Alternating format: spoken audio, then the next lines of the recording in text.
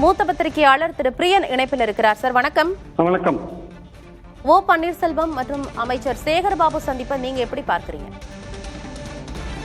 அதாவது இப்போ இருக்கிற அரசியல் சூழல்ல ஓ பன்னீர்செல்வம் அவர்கள் அமைச்சரை சந்தித்தது நிச்சயமாக ஒரு பலவிதமான ஊகங்களுக்கு வழிவகுக்கிற ஒரு விஷயமா நான் பார்க்கிறேன். அதாவது கடந்த சில மாதங்களாகவே ஓ பன்னீர்செல்வம் அவர்கள் தொடர்ந்து முயற்சி செய்து வந்த ஒரு விஷயம் என்னன்னா, அதிமுகவில் மீண்டும் இணைய வேண்டும், அந்த பொசிஷனை ஒருங்கிணைப்பாளர் பொசிஷனை வாங்கணுன்றதுக்காக பாஜக மூலமாக ரொம்ப தீவிரமாக ஒரு முயற்சி செய்து பார்த்தார். கடந்த மாதம் கூட அமித்ஷாவெல்லாம் போய் பார்த்துட்டு வந்தார். ஆனால் அவருடைய முயற்சி வெற்றி பெறவில்லை. எடப்பாடி பழனிசாமி ரொம்ப தெளிவாக சசிகலாவையோ ஓபிஎஸ்ஸையோ மீண்டும் அதிமுகவில் இணைக்க மாட்டோம்னு சொல்லிட்டார்.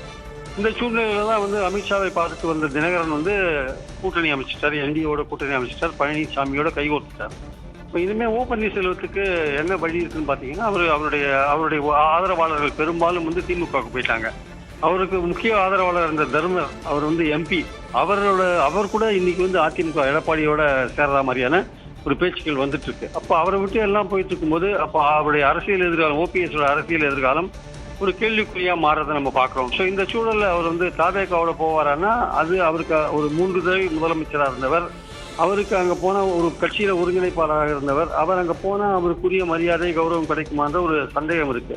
ஸோ அதனால ஒரு திமுகன்றது அவங்க தாய் கழகம் மாதிரி பார்க்குறாங்க. பல அதிமுக அமைச்சர்கள்லாம் அங்கே போயிருக்காங்க. ஸோ அந்த சூழலில் ஒரு திமுகவுக்கு போயிட்டு அங்கே சேர்ந்து அதன் மூலமாக சட்டமன்ற உறுப்பினர், எதிர்காலத்தில் ஒரு முக்கியமான இடத்தை திமுக பெறத்துக்கான வாய்ப்புகள் போன்றவற்றை முயற்சி செய்து பார்க்கலாம்ன்ற எண்ணம் அவருக்கு இருக்கும். அதனால கடந்த சில மாதங்களாகவே அவரும் திமுகவோட ஒரு கான்டாக்ட்ல தான் இருந்திருந்தார். ஸோ இந்த சூழலில் இன்னைக்கு தினகரனும் போயிட்டு எடப்பாடியை சேர்ந்த பிறகு அவருடைய அரசியல் எதிர்காலத்தை வகுத்துக்கொள்ள அவர் திமுகவோடு கடன் கோப்பதற்கான வாய்ப்புகள் இருக்கின்றன. ஆனால் எதையுமே சொல்ல முடியாது. அதாவது ஏன்னா ஓபிஎஸ் திமுகவில் சேருவது என்பது பாஜக கொஞ்சம் கூட விரும்பாத ஒரு விஷயம்.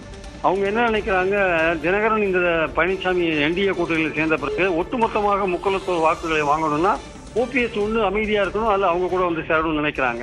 ஸோ அதனால ஓபிஎஸ் திமுகவுக்கு போற விஷயத்தை பாஜக அவ்வளவு ரசிக்க மாட்டாங்க. அவங்க முயன்றவரை தடுக்க பார்ப்பாங்க. ஸோ இது எந்த அளவுக்கு திமுகவில் சேர்ற ஓபிஎஸோட முயற்சி மெட்டீரியலைஸ் ஆகுது அப்படின்றத பொறுத்து இருந்துதான் பார்க்கணும்.